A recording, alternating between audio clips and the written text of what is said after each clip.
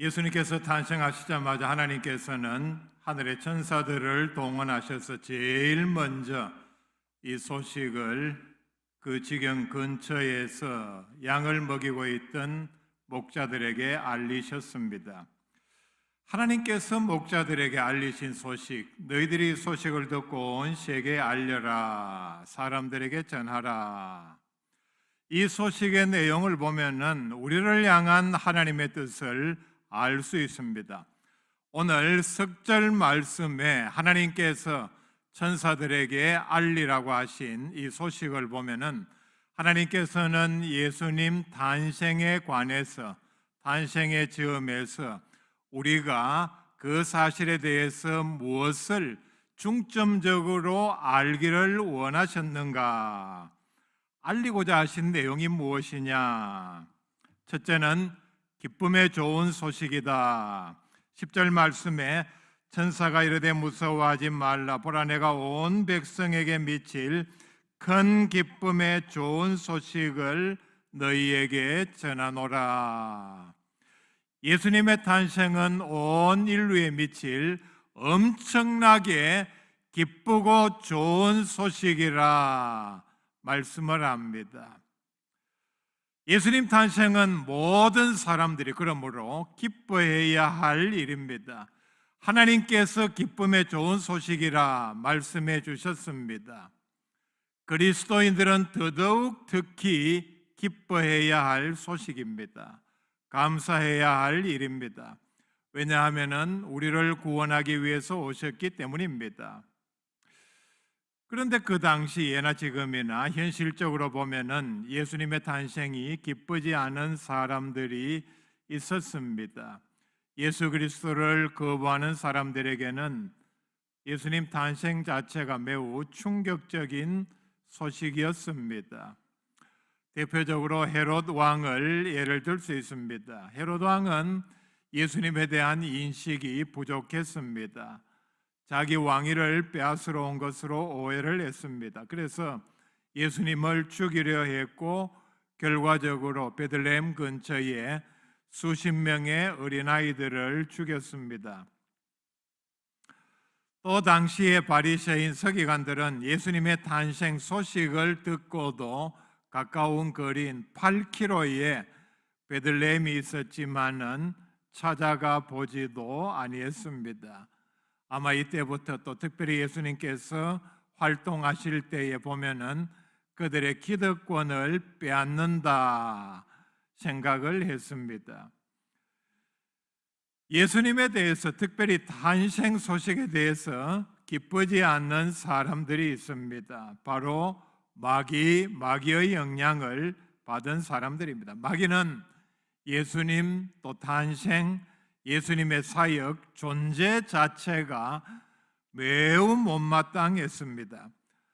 마가복음 1장 24절에 귀신 들린 사람이 예수님을 향하여 이렇게 외칩니다. 나사렛 예수여, 우리가 당신과 무슨 상관이 있나이까? 우리를 멸하러 왔나이까? 나는 당신이 누구인 줄 아노니 하나님의 거룩한 자니이다. 여기서 보면은 마귀는 예수님에 대해서 정확하게 알았습니다. 하나님이신 줄 분명히 알았고, 그리고 이 땅에 마귀들을 멸하러 왔다는 사실을 분명히 알고 고백을 합니다. 마귀는 예수님이 하나님이신 줄 알면서도 만나는 것이 기쁘지 아니했습니다. 예수님은 하나님이십니다. 동시에 우리의 구원자입니다. 그럼에도 불구하고 예수님 만나는 것이 매우 꺼림칙한, 또 나아가서 두려운 사람들이 있습니다. 어떤 사람들입니까? 누구의 영향을 받는 사람들입니까? 여기서 보면은 그들의 신분이 분명히 드러납니다. 이 사람의 고백처럼 귀신이 들렸기 때문에 또 마귀들을 멸하러 오신 줄 알았기 때문입니다. 마태복음 4장에 보면은 사탄의 유혹이 나옵니다. 예수님께서 금식 기도를 마치셨을 때 광야에서 가장 줄이고 곤고한 상황에서 마귀는 예수님에게 접근해서 유혹을 했습니다. 시험을 합니다. 이 시험에 나타난 예수님의 응답을 보면은 예수님께서는 마귀의 괴계를 뚫어 보셨습니다. 그리고 예수님께서 오심으로 마귀를 예수님의 표현대로 결박을 하셨습니다. 그렇다면은 마귀는 이 사실을 전부터 다 알고 있었고 자기의 운명이 나중에 결국은 어떻게 된다는 사실을 알았기 때문에 당연히 예수님의 오심이 매우 싫었고 두려웠습니다. 오늘날도 마찬가지입니다. 예수님의 탄생이 기쁘지 않은 사람들 모두 다 마귀의 추종자들입니다. 마귀의 영향력에 놀아나는 사람들입니다. 이들에게는 성탄절이, 나아가서 죄와 사망의 권세를 이기시고 승리하신 부활절이 가장 슬픈 날입니다. 그들에게는 성탄절, 부활절이 가장 우울한 날입니다. 사람들이 성탄절을, 부활절을 기뻐하고 축하하는 것을 배가 아파서 보지를 못합니다. 성탄절이 세계 공통으로 가장 큰 명절이라는 사실에 대해서도 매우 불만인 사람들이 바로 이와 같은 사람들입니다. 왜냐하면 예수님께서 이 땅에 오심으로 예수님께서 요한복음 3장 18절에 하신 말씀이 있습니다. 믿지 아니하는 자는 하나님의 독생자의 이름을 믿지 아니하므로 벌써 심판을 받은 것이니라. 믿지 않은 상황에서 살아가는 것 자체가 벌써 심판받은 상태라는 뜻입니다. 그런데 예수님의 탄생을 매우 기뻐한 사람들이 성경에 나옵니다. 20절 말씀에 보면은 하나님께 영광을 돌리고 찬송했다. 바로 오늘 말씀 천사들로부터 예수님의 탄생 소식을 탄생 후에 제일 먼저 받은 목자들입니다. 이들은 이 소식을 들었을 때에 양떼를 버려두고 베들레헴 예수님께서 누워 계시는 곳으로 가서 확인을 하고 감사를 드렸습니다. 동방 박사들은 이전에 기뻐하며 찾아와서 경배를 하고 예물을 드렸습니다. 성전에서 시몬과 안나는 하나님께 감사하고 찬송했다 말씀을 합니다. 10절에 이 소식은 큰 기쁨이라 이렇게 말씀을 하는데 엄청나게 말로 표현할 수 없는, 사람이 죽을 때까지 살아도 한번 만날까 말까한 엄청난 기쁜 소식이라는 말씀입니다. 자, 그렇다면 작은 기쁨이 있겠죠. 작은 기쁨은 이런 것들입니다.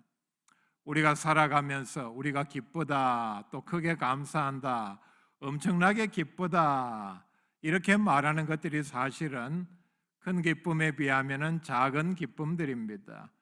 뜻하지 않게 불가능하다고 생각했던, 어쩌면 포기한 일이 성공했을 때에, 아니면 뜻밖의 자기 능력 밖에 엄청난 것을 얻었을 때에, 아니면 우리 사회에서 매우 어렵다고 생각한 학교의 경쟁률이 매우 치열했는데 합격했을 때에, 또 좋은 회사에 취직을 했을 때에, 또 매우 오래 치료받던 병이 의사로부터 완치 판정을 받았을 때에, 또 자녀를 낳았을 때에, 손자 손녀를 봤을 때에 기뻐하는 일들이 사실 따지고 보면은 작은 기쁨입니다. 이게 왜 작은 기쁨이냐? 오래 가지 않기 때문입니다. 이 세상에서 내가 접한 아무리 기쁜 소식이라도 그 기뻐하는 마음이 여러분 며칠 갑니까? 그 다음에 또 하나는 결국은 내가 기뻐했던 이 일들이 시간이 지나면서, 아무리 좋은 회사에 취직을 했다 칩시다. 모든 사람들이 취직을 못하고 놀고 있는데 생활이 어려운데, 사실 취직을 해서 회사 생활하는 가운데 보면은 취직의 기쁨도 잠시, 그 다음부터는 일이 주는 부담감, 스트레스, 또는 상사의 압력, 동료 간의 어떤 알력 따돌림, 이런 것 때문에 역시 스트레스를 받고 마음고생을 해야 하기 때문입니다. 또 작은 기쁨이 결국은 나중에 또 다른 부담을 가져오기 때문입니다. 아무리 병에서 치료받고 완치가 되어서 기쁘다 할지라도 수십 년 계속해서 살다 보면은 그때 기뻐했던 마음은 어디 가고, 어려운 일을 만나면은 결국 그 입에서 아이고 내 팔자야 하는 말이 나오기 쉽다는 얘기입니다. 그렇기 때문에 이런 것들은 작은 기쁨에 불과합니다. 큰 기쁨은 이런 것들과는 전혀 차원이 다른 기쁨을 말씀을 합니다. 위기를 만나 죽기 직전에 극적으로 구출받았을 때에, 정말 죽을 병에서 기적적으로 치료를 받았을 때에, 사막이나 밀림에서 산에서 길을 잃어서 양식이 다 떨어지고 탈진한 가운데 20일 정도 지나서 구조되었을 때에 아마 이 정도는 앞에서 말씀드린 작은 기쁨에 비하면 큰 기쁨이라고 말할 수 있습니다. 그런데 예수님 탄생은 이와는 비교도 되지 않는 큰 기쁨인데, 왜냐하면 오셔서 우리의 죄값을 다 치루어 주셨기 때문입니다. 마태복음 20장 28절에 인자가 온 것은 섬김을 받으려 함이 아니라 도리어 섬기려 하고 자기 목숨을 많은 사람의 대속물로 주려 함이니라. 그리스도인은 바로 이 기쁨 때문에 평생을 기뻐하며 감사하며 사는 사람들입니다. 죄 용서 받은 기쁨이 우리의 믿음에, 우리의 모든 믿음 생활의 충성에 동인이 되어야 합니다. 누가복음 4장 18절에 예수님께서 사역을 시작하시면서 구약에서 예언한 자신의 사역을 이렇게 정의를 했습니다. 주의 성령이 내게 임하셨으니 이는 가난한 자에게 복음을 전하게 하시려고 내게 기름을 부으시고 나를 보내사 포로된 자에게 자유를, 눈먼 자에게 다시 보게 함을 전파하며 눌린 자를 자유롭게 하고. 자, 여러분 이 말씀을 한번 생각해 보세요. 깊이. 세상에 이보다 더 기쁜 소식이 어디에 있습니까? 우리가 바로 영적으로 예수 믿기 전에 가난한 자였습니다. 포로된 자였습니다. 우리를 포로로 끌고 지옥으로, 영원한 파멸로 끌고 가는 대상이 누구입니까? 마귀입니다. 우리가 지은 죄입니다. 그 결과로 우리가 죽어야 할 죽음입니다. 영원한 형벌에 우리는 포로가 되어서 지옥으로 끌려가고 있는 중에 있었습니다. 우리는 눈먼 자였고 눌린 자였습니다. 예수님께서 우리의 마음에, 영의 삶의 주인이 되기 전까지 우리가 얼마나 눌려 있었느냐. 지금 불신자들 보면은 과거 우리의 모습을 볼 수 있습니다. 이사 하나 하는 것도 자기 마음대로 하지 못하고 점쟁이한테 돈 주고 물어봐야 태기를 한다 그러죠. 손 없는 날, 날짜를 받고 허락을 받아야만 이사를 하는 사람들이 바로 그런 사람들입니다. 무엇인가 포로되고 눈이 멀고 눌려있기 때문입니다. 자, 여러분 우리의 삶을 돌아볼 수 있기를 바랍니다. 이 중에 아무도 이사하면서 뭘 하면서 결혼을 하면서 누구에게 물어보고 뭐 사주가 어떠니 궁합이 어떠니 물어보고 결혼한 사람은, 또 큰일을 치른 사람은 아무도 없을 것입니다. 저만 해도 지금까지 살아오면서 수십 번 이사를 했습니다. 이사하는 날 기준이 뭐냐? 그냥 제 하고 싶은 날 그냥 했습니다. 마지막으로 한 이사는 수십일 걸렸습니다. 점쟁이에게, 무당에게 물어보지 않았다고 해서 아무 일 없었습니다. 그렇죠? 여러분도 그럴 것입니다.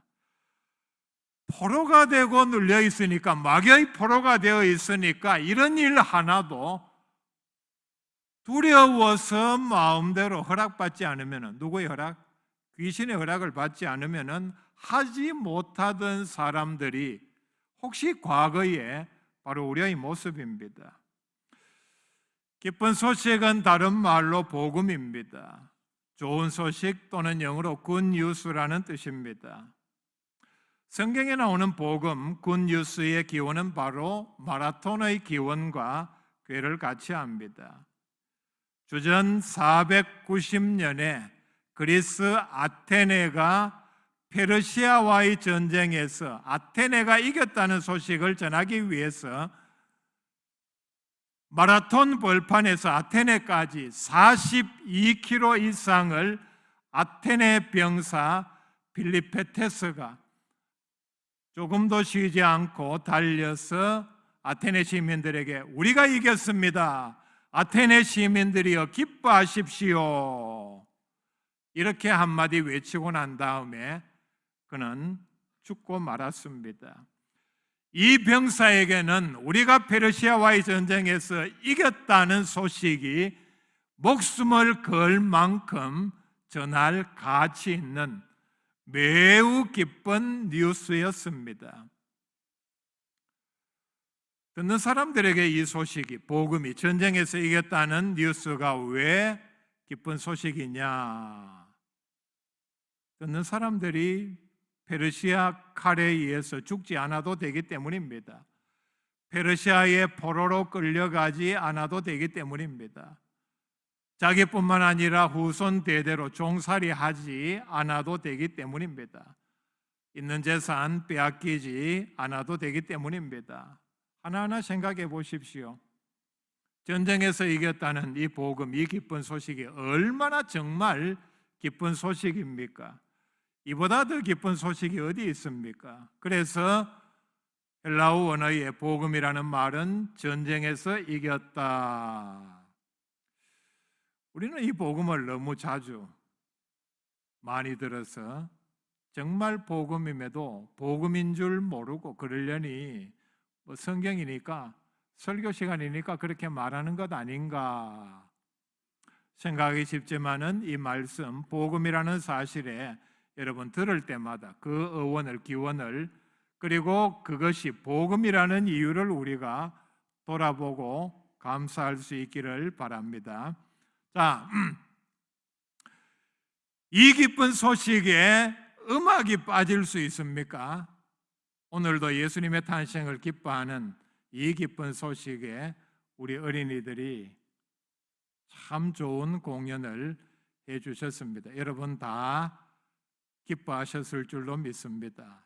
여러분 표정을 보면은 또 박수 치는 걸 보면은 잘 알 수 있어요. 설교는 아무리 잘해도 제가 아직 설교하고 박수 받은 적은 한 번도 없습니다. 이거 준비도 며칠씩 하고 몇 시간씩 하는데 머리를 싸매가면서 하는데 아무리 해도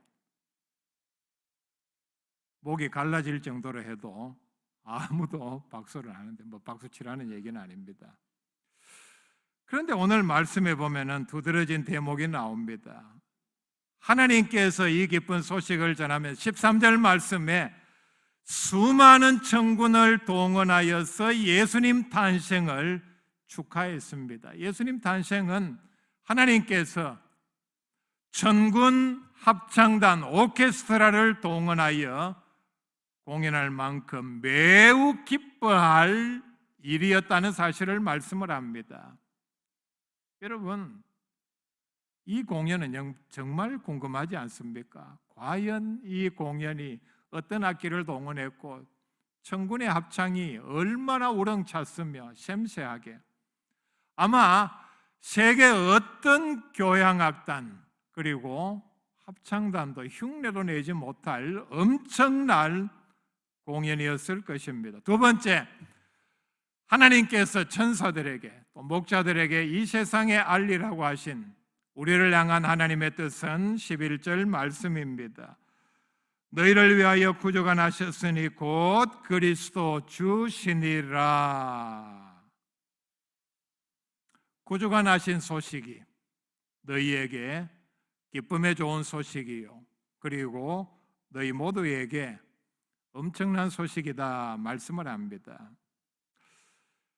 사람이 맞이하는 경사 가운데는 뭐니 해도 제일 큰 경사는 새로운 생명이 탄생하는 경사입니다. 그리고 그 생명이 1살, 2살 아니면은 나중에 나이를 많이 먹어감에 따라서 한 해 한 해 생일을 맞이할 때마다 오래 살고 건강하게 지내는 것에 대한 기쁨이 가장 큰 기쁨입니다. 그래서 집안에서도 보면은 나이에 관계없이 태어난 날 축하를 하고 기뻐하고, 그리고 태어난 날을 기념해서 돌잔치를 하고 계속해서 생일잔치를 합니다.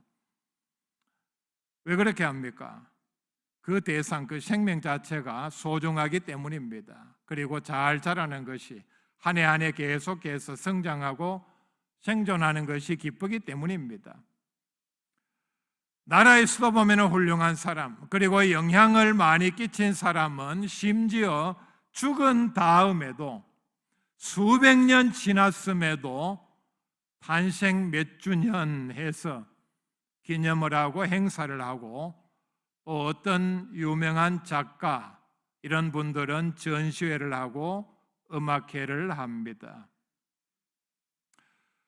우리가 인간사에서 보면 사람의 출생도 이렇게 기념하고 행사하는데, 하물며 온 인류의 구원자께서 사람의 몸을 입고 이 땅에 오심은 당연한 일 아니겠습니까? 당연히 우리가 축하하고 기뻐하고 감사해야 할 일입니다.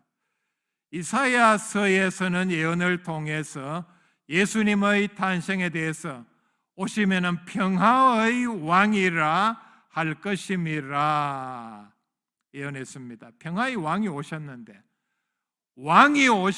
우리가 어찌 기뻐하지 아니하고 축하하지 아니할 수 있습니까? 그리고 이 당시로 돌아가 보면은 메시아의 탄생은 구약의 모든 백성들이 간절히 바라던 일이었습니다.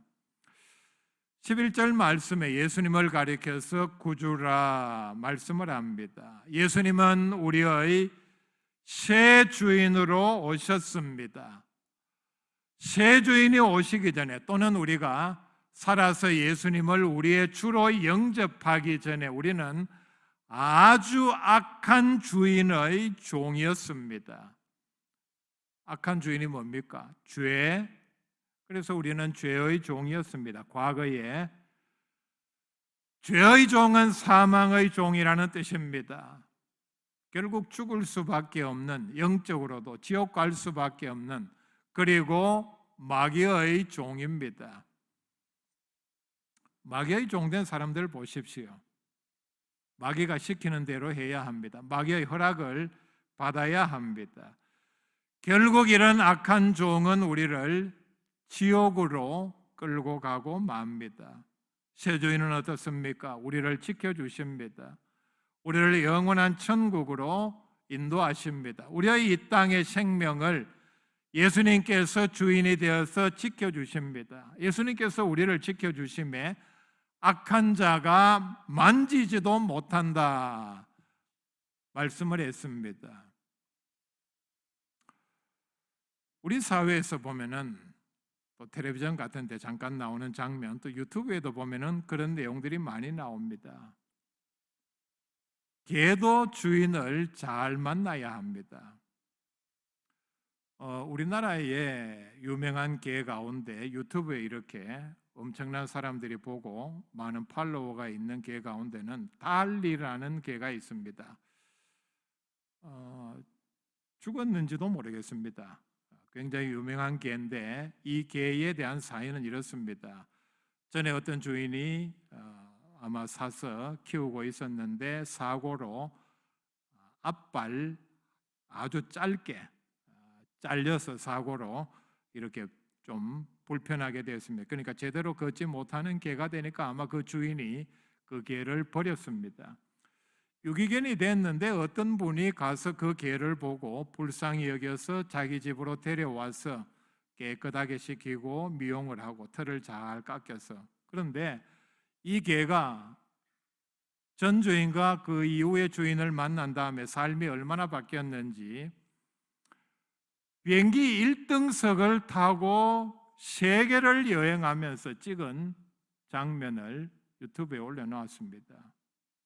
글자 그대로 인생 역전이 아니라 견생 역전입니다. 개도 주인을 잘 만나니까 비행기 1등석 타고 세계를 여행하면서 관광을 하고 고급 레스토랑에 들어가고 하는 신분으로 바뀐 것을 봤습니다. 여러분, 하물며 사람은 더 말할 필요도 없습니다. 왜냐하면 우리의 주인은 그 달리의 새로운 주인과는 비교도 되지 않는 하나님이시기 때문입니다. 여러분, 지금까지 살아오면서 내 인생 최고의 기쁜 소식은 어떤 소식이었습니까? 우리 백성이 아니면 인류 전체가 기뻐할 기쁜 소식은 어떤 소식이었습니까? 우리가 역사적으로 보면은 아마 우리나라가 일본의 압제로부터 해방이 되었다는 소식만큼 기쁜 소식은 없었을 것입니다. 많은 사람들이 간절히 독립을 원했고 일부 많은 사람들은 생명을 걸고 독립운동을 했습니다. 그때 사진 필름을 보십시오. 우리가 해방되었다는 소식을 들은 모든 한국의 백성들은 뛰쳐나와서 만세를 외쳤습니다. 아마 그 이후에 보면은 6.25 전쟁이 일어나고 유엔군의 참전으로 서울을 수복했다. 나라 전체에 정말 국민들이 만세를 부를 만큼 기쁜 소식이었을 것입니다. 우리 국군이 유엔군이 함께 압록강까지 밀고 올라갔다. 이것도 정말 기쁜 소식이었을 것입니다. 그리고 조금 아쉽지만은 휴전이 되었다. 사실상 전쟁이 끝났다. 더 이상 총탄이 포탄이 떨어지지 않는 그런 평화의 때가 왔다. 이것도 우리에게는 엄청 기쁜 소식이었을 것입니다. 그런데 이와도 비교도 되지 않는 더 큰 기쁜 소식은 예수 믿어서 지옥 가지 아니하고 우리가 구원을 얻는다. 천국에서 영원히 산다. 이 소식입니다. 가장 기쁜 소식이 예수님이 탄생함으로 사람들에게 전해졌습니다. 하나님께서 천사들에게 사람들에게 알리기 위한 하나님의 뜻이 바로 11절 말씀입니다. 오늘 다윗의 동네에 너희를 위하여 구주가 나셨으니 곧 그리스도 주시니라. 단순한 하나님의 말씀이 아닌 우리가 알았으면 하나님께서 천사들에게 너는 가서 이 말씀을 전하라. 이런 배경이 있는 귀한 말씀입니다. 세상은 나쁜 소식으로 가득 차 있습니다. 배드 뉴스입니다. 뉴스, 새로운 소식. 새로운 소식이 맞기는 맞지만은 매우 나쁜 소식들입니다. 지금 우리에게 계속 들려지고 있는 나쁜 소식은 어떤 소식들입니까? 러시아가 우크라이나를 곧 침공할지 모른다. 그렇게 되면은 유럽이 또 미국이 가만히 있지 않고 참전할 것이다. 그렇게 되면은 전 세계는 또 그렇게 되면은 중국이 또 개입할 것이다. 이런 뉴스입니다. 코로나 뉴스는 언제 끝날지 전혀 모르는 상황 가운데 우리 모든 사람들이 다 영향을 받고 있습니다. 자연재해 그리고 하루가 멀다 하고 우리에게 들려지는 흉악범에 관한 사건들, 이게 우리에게 배드 뉴스가 되는 이유 가운데 하나는 우리가 언제 이런 흉악범들의 희생자가 될지 모른다는 그 사실 때문입니다. 세계 곳곳에 많은 나라의 내전이 그리고 자연재해로 인한 난리, 물가, 경제, 실업률 이런 것들이 계속해서 아마 우리가 살아있는 한 계속해서 들어야 할 계속 반복하는 나쁜 소식들입니다. 어떤 분이 이런 말을 했습니다. 인류 역사상 예수님의 탄생을 제외하고 가장 놀라운 기적은 내가 이 세상에 태어난 사실이다. 자, 여러분 한 사람 한 사람이, 여러분들이 이 세상에 태어난 것 자체가 가장 놀라운 기적이요, 신비로운 사실, 기적 중의 기적이요, 신비 중의 신비다. 여러분 왜 그런지 아십니까? 과학적으로도 맞는 얘기입니다. 세계 78억 인구 가운데 나와 같은 사람은 나 단 한 사람뿐이기 때문입니다. 나와 똑같은 사람은 지구상에 한 사람도 없습니다.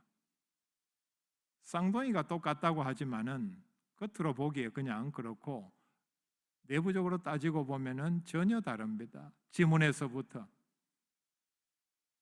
생각하는 것, 그리고 습관, 이런 게 다릅니다. 여러분, 지구상에 80억 가까운 사람들이 있지만은 나와 같은 사람은 나 단 한 사람밖에 없는 것이 기적 중의 기적이요, 신비 가운데 신비입니다. 기적 중의 기적, 신비 가운데 신비인 이유는 하나님께서 나를 그런 사람으로 만드셨기 때문입니다. 그렇기 때문에 얼굴이 나와 같은 사람 또는 목소리가 나와 같은 사람 지구상에 단 한 명도 없습니다. 내가 이렇게 신비스럽고 기적적으로 태어났고 소중한 존재입니다. 내 한 사람 한 사람이 이렇게 신비롭고 기적적으로 태어났는데 하물며 예수님의 탄생이겠습니까? 예수님의 탄생은 기적 중의 기적이요, 신비 가운데 신비입니다. 왜냐하면 하나님께서 사람의 몸을 입고 낮고 천한 땅으로 내려오셨기 때문입니다. 우리와 함께 거하기 위해서. 예수님의 탄생은 우리를 향한 하나님의 사랑을 확실하게 표현한 사건입니다.